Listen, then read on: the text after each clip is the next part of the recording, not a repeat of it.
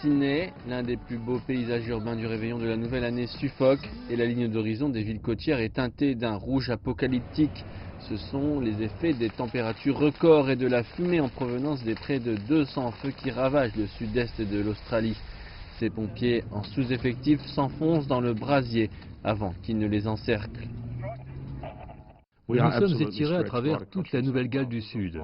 Nous avons des feux qui brûlent de la frontière de Queensland jusqu'à la frontière avec Victoria. Des milliers de personnes ont été forcées de fuir, certaines vers les plages ou même la mer. D'autres veulent défendre leurs propriétés. Je pourrais y aller et l'éteindre. Les incendies sont courants l'été en Australie, mais leur ampleur cette année en partie causée par les températures records associées à 3 années de sécheresse et de changement climatique est sans précédent. Les flammes aidées par le vent prennent même le contrôle de l'atmosphère. Cela engendre une colonne allant dans l'atmosphère de 14 km de hauteur. Nous venons juste de voir ces colonnes et elles génèrent leur propre météo. Il y a de la lumière sortant de ces colonnes.